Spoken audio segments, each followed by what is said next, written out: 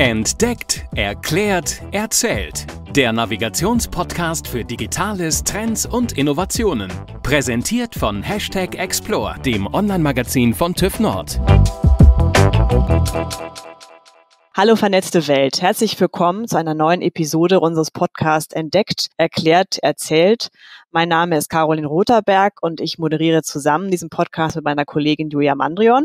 Hallo. Wir machen heute eine kleine Premiere und zwar nutzen wir heute ein Tool. Wir sind also an ganz verschiedenen Standorten. Ich sitze in Hamburg, die Julia in Hannover und unser Gast, den wir natürlich auch herzlich willkommen heißen, ist diesmal Dietmar Schlösser. Dietmar ist bei der TÜV Nord AG verantwortlich für Digitalisierung und Innovation. Herzlich willkommen, Dietmar. Ja, hallo Carolin und hallo Julia. Hallo Dietmar, herzlich willkommen. Du versteckst dich heute in Essen. Wir wollen uns heute einreihen in die Jahresrückblicke. Es ist ja einfach gute Tradition, dass man so zwischen den Jahren sich nochmal gemütlich macht, nochmal den Blick zurückschweifen lässt, was ist eigentlich alles im vergangenen Jahr so gewesen. Das wollen wir auch tun. Wir wollen gucken, was sind Trends rund um das Thema Sicherheit. Und wir wollen auch den Blick in die Zukunft werfen. Was sind Trends, die 2020 eine Rolle spielen? Und bevor wir aber ganz tief ins Thema einsteigen, Dietmar, magst du noch mal kurz ein, zwei Sätze zu dir sagen? Ich bin seit Mitte 2018 bei der TÜV Nord Group verantwortlich für Digitalisierung und Innovation. Bin gelernter Physiker und habe dann circa 2 Jahrzehnte im IT-Bereich gearbeitet und habe dann für mich die Entscheidung getroffen, mich noch stärker auf die spannenden Zukunftsthemen zu fokussieren, wirklich dann auch Fokus auf Digitalisierung und Innovation zu haben. Bevor wir mit den Zukunftsthemen anfangen, gehen wir noch mal einen kleinen Schritt zurück und blicken auf das Jahr 2019. 2019, das war nämlich auch aus technischer Sicht gesehen ein sehr spannendes Jahr. IBM und Google sind beispielsweise beim Thema Quantencomputer einen großen Schritt vorangekommen, aber auch Konzepte für KI, also künstliche Intelligenz und autonomes Fahren wurden weiter vorangetrieben, um jetzt nur mal ein paar Beispiele zu nennen. In dieser Folge wollen wir den Fokus heute auf Technik und Sicherheit, speziell in der TIC-Branche legen. Zur Erklärung, TIC steht für Testing, Inspection, Certification, also für genau die Branche, in der wir uns als TÜV Nord auch bewegen.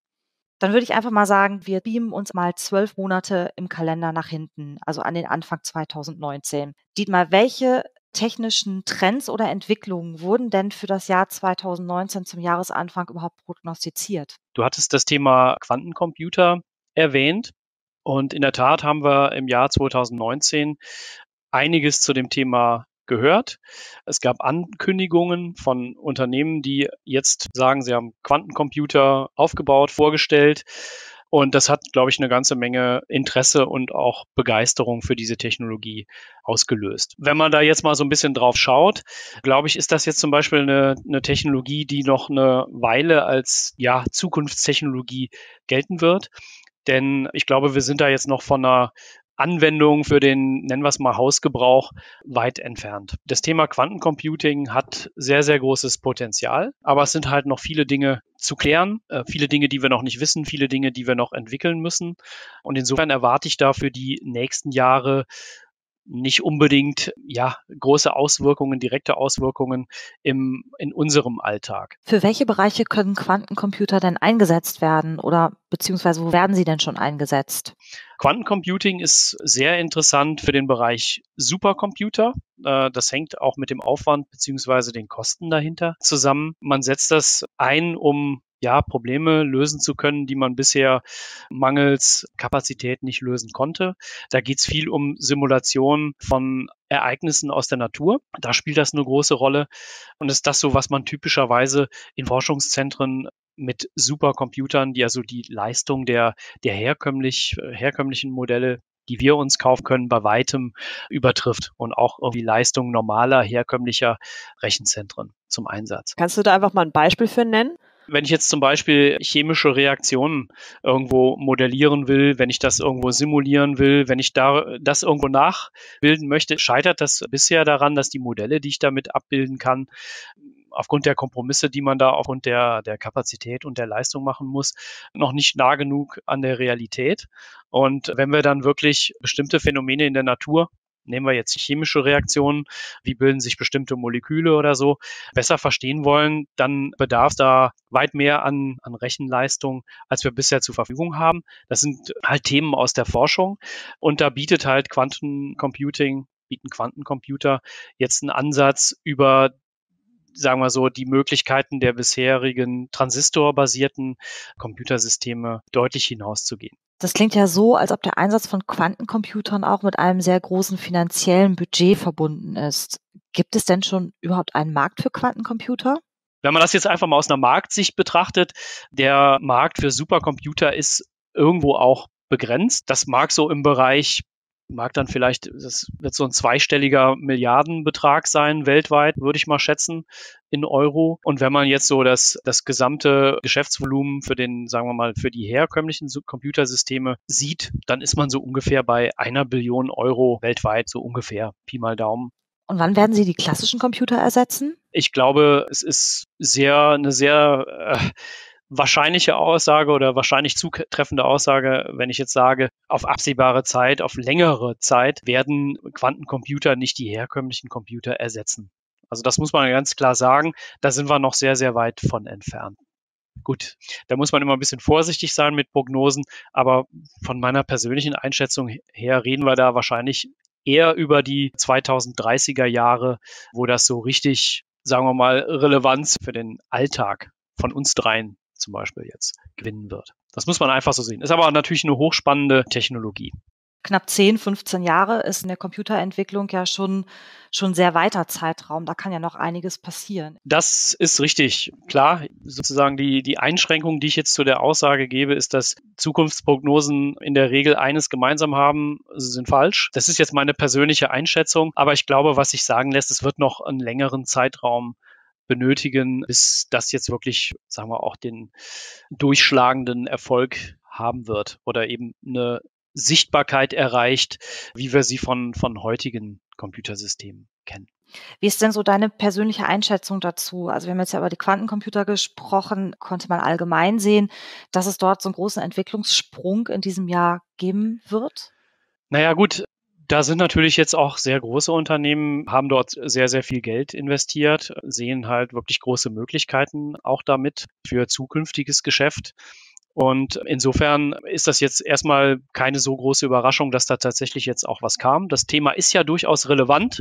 Was ich halt sagen will, ist es jetzt vielleicht für den Alltag, für unseren Alltag noch nicht relevant. Aber da tun sich natürlich sehr große Möglichkeiten auf. Und wenn wir jetzt so ein bisschen in Richtung Sicherheit mal kurz abbiegen, kommen dann natürlich auch Fragestellungen wie, wenn ich sage jetzt mal zugespitzt formuliert, unbegrenzte Rechenleistung zur Verfügung habe, was bringen dann heutige Verschlüsselungsmechanismen überhaupt? Das sind ja durchaus Fragen, die damit einhergehen und ja, die wir jetzt im Zuge der Einführung dieser Technologie werden lösen müssen. Diese Technologien aus dem Bereich Sicherheit werden auch parallel mitentwickelt zu solchen technischen Neuerungen. Solchen Fragestellungen müssen wir uns stellen, und zwar von Anfang an. Ich glaube, das ist vielleicht auch nochmal eine Erkenntnis aus dem jetzt zu Ende gehenden Jahr, speziell vielleicht auch für Deutschland, dass immer mehr Leute und auch Verantwortungsträger in der Politik zum Beispiel die strategische Bedeutung dieser Themen erkennen und den Einfluss, den Technik allgemein auf unsere Gesellschaft hat und auch auf unser freiheitliches Gesellschaftsmodell. Also das sind Dinge, die wir von Anfang an mitdenken müssen. Jetzt haben wir ja gerade über die Quantencomputer gesprochen. Gab es denn noch weitere technische Neuerungen, die 2019 ganz besonders geprägt haben? Da fallen mir 2 Themen ein. Du hattest künstliche Intelligenz auch schon erwähnt eben. Das ist sicherlich ein Thema. Wobei, wenn wir künstliche Intelligenz sagen, geht es jetzt nicht darum, dass wir so Science-Fiction-mäßig Menschen ersetzen wollen. Damit hat die heutige künstliche Intelligenz wenig zu tun. Wenig bis nichts. Wir reden im Wesentlichen ja über maschinelles Lernen und Deep Learning als spezielle Ausprägung von maschinellen Lernen. Was genau heißt Deep Learning? Da geht es halt darum, dass man halt Algorithmen an Beispielen, an Trainingsdaten trainiert, sodass sie dann im Prinzip statistische Modelle entwickeln, auf Basis derer sie dann zu eigenen Aussagen kommen. Damit kann man natürlich Datenmengen verarbeiten oder analysieren, die ansonsten halt nur, kaum auswertbar wären. Das ist sicherlich eine Technologie, die in der öffentlichen Wahrnehmung 2019 gerade in Deutschland eine sehr, sehr wichtige Rolle gespielt hat. Und das ist eben auch eine Technologie, die mit sehr viel Ängsten oder mit Emotionen, sagen wir mal, verbunden ist. Sind Ängste nicht für uns Menschen ganz normal, wenn neue Technologien auf uns zukommen? Sagen wir mal so, es löst halt beim Menschen Ängste aus, weil viele Menschen sich eben fragen, was bedeutet das jetzt? Verlieren wir als Menschen die Kontrolle? Übergeben wir die Kontrolle an Algorithmen? Was bedeutet das jetzt? Dann gibt es eben auch Beispiele, wie vielleicht in anderen Gesellschaftssystemen mit dem Thema umgegangen wird.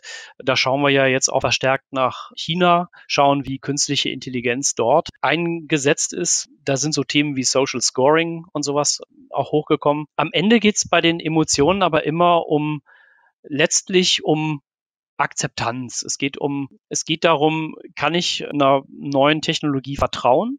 Kann ich die akzeptieren? Habe ich das Vertrauen, dass mir dadurch kein Schaden entsteht? Also Akzeptanz von Technologie ist, glaube ich, bei dem Thema sehr, sehr wichtig.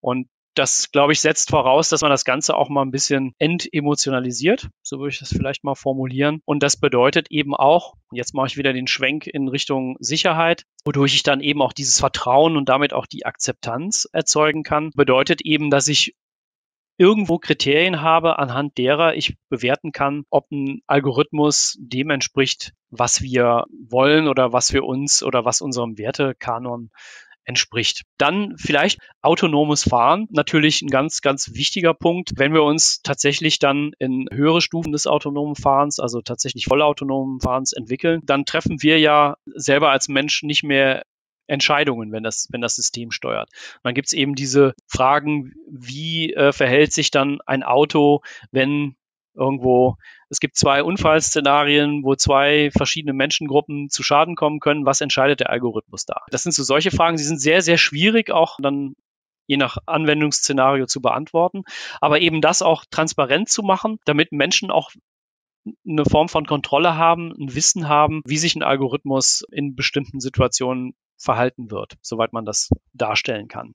Und bei der Manipulation von Daten ist, glaube ich, ganz klar, da hattet ihr ja in den vergangenen Podcasts mit der Isabel Skirka, aber auch mit dem Dirk Kretschmer, da natürlich schon sehr starken Fokus drauf gelegt.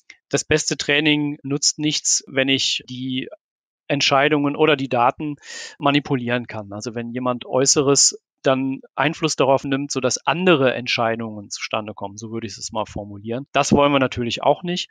Und deswegen ist auch gerade in diesem Bereich IT-Security ein extrem wichtiger Aspekt. Das heißt, der Bereich Ethik wird im Grunde genommen auch immer neben den technischen Aspekt noch mitgedacht. Ja, muss es.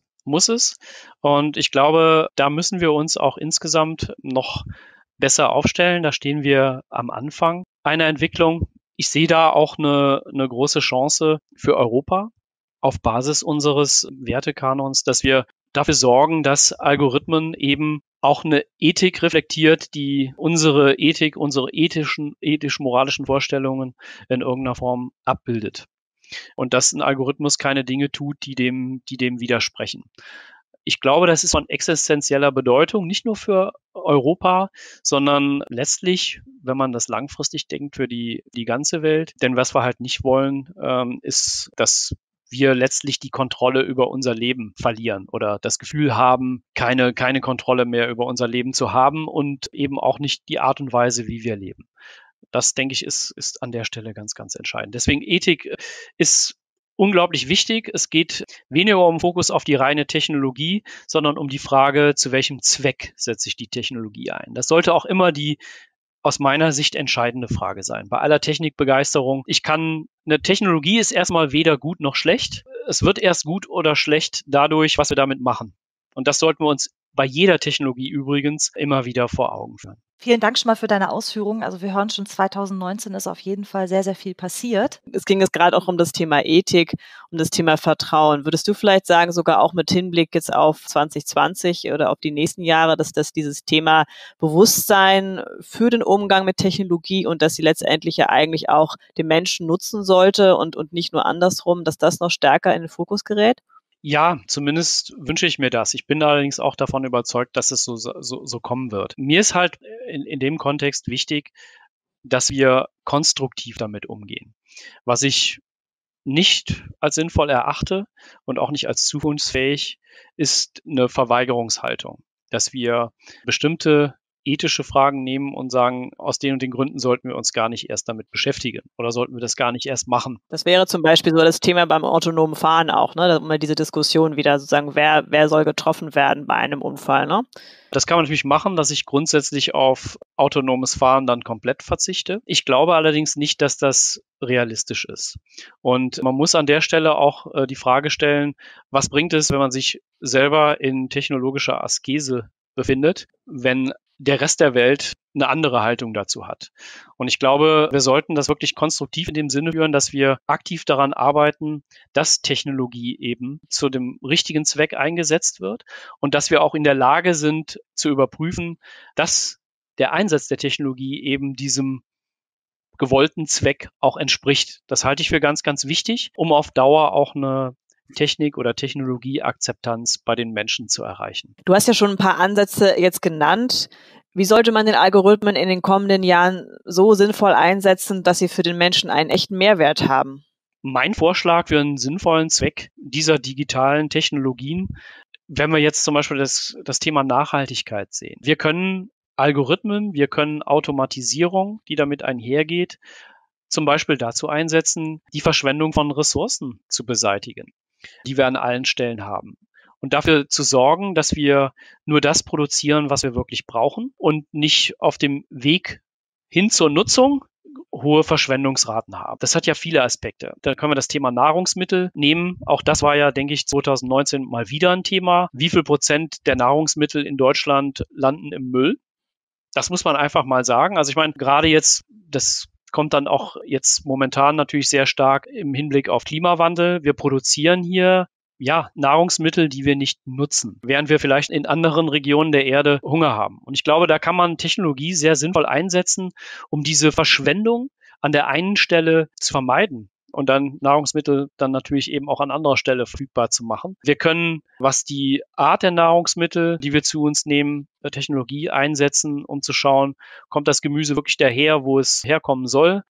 Ist es tatsächlich so behandelt oder so erzeugt worden, wie der Supermarkt, in dem wir das jetzt kaufen, auf dem Schild ausweist? Da gibt es eine ganze Menge Möglichkeiten, die auch, denke ich, Lebensqualität steigern.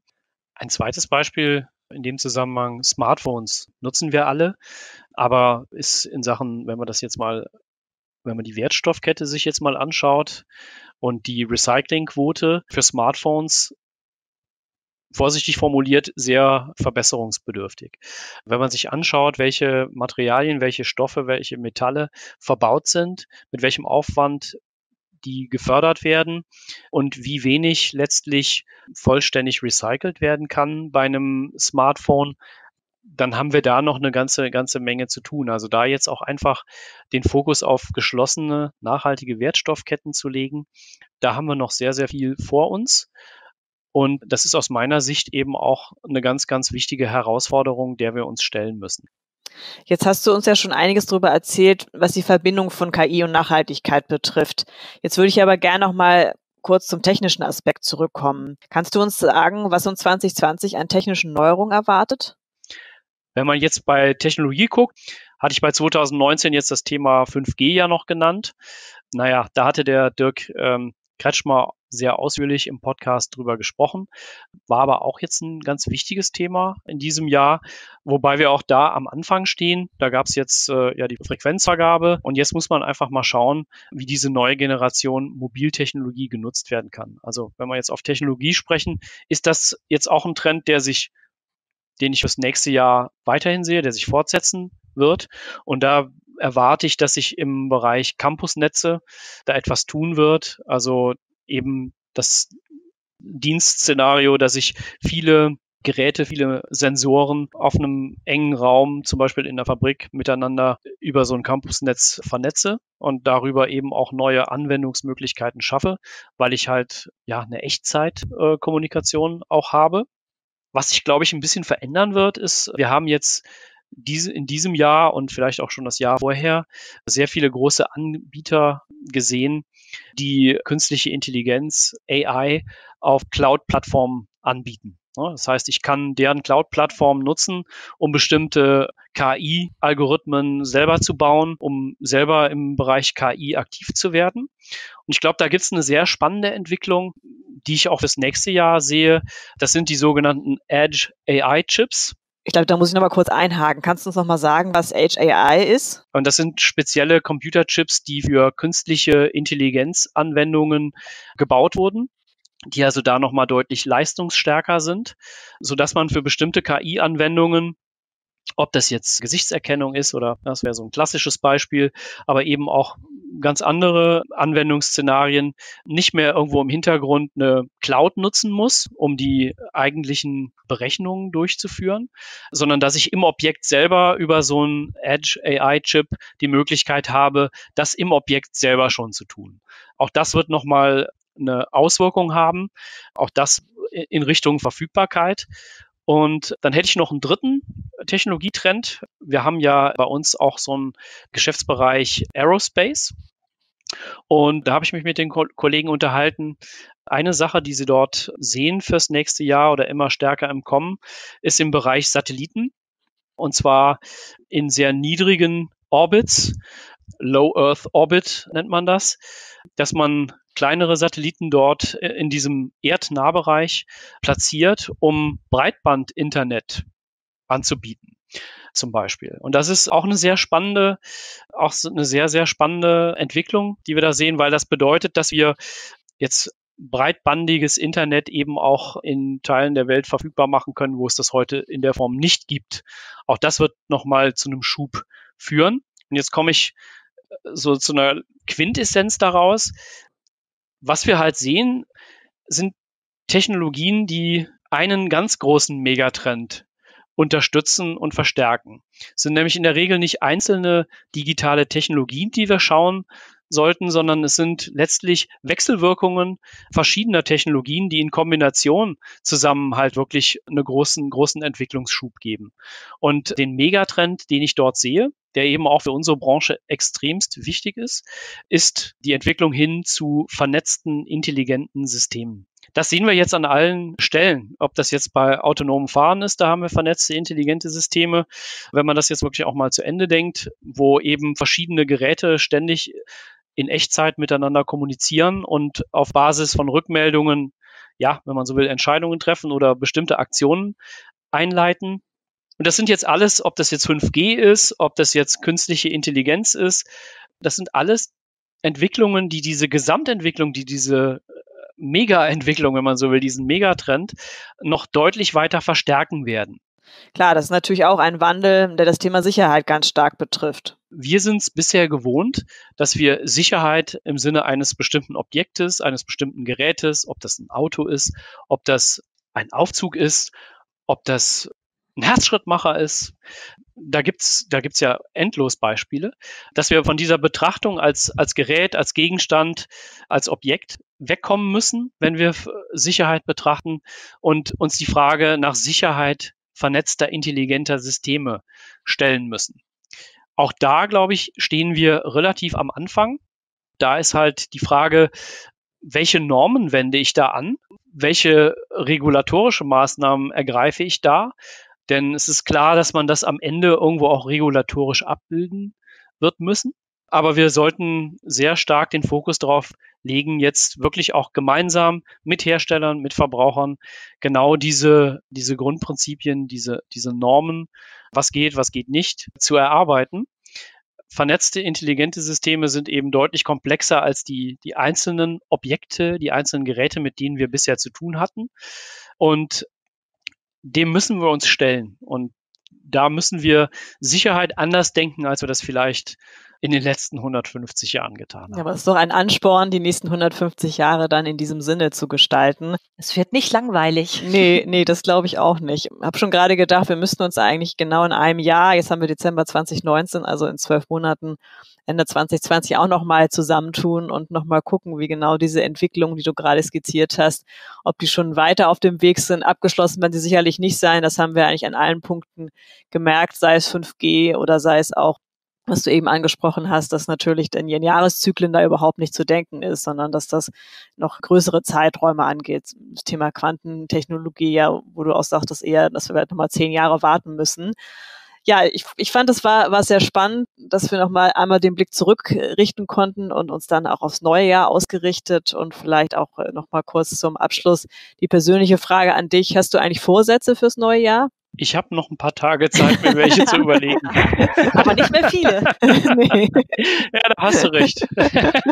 Ja, also da sind wir gespannt, was dabei rauskommt. Wir möchten natürlich unsere Hörerinnen und Hörer die Chance geben, dich auch nochmal persönlich zu erreichen, wenn sie noch Fragen haben oder vielleicht auch dann die Vorsätze mit dir teilen. Wie bist du zu erreichen?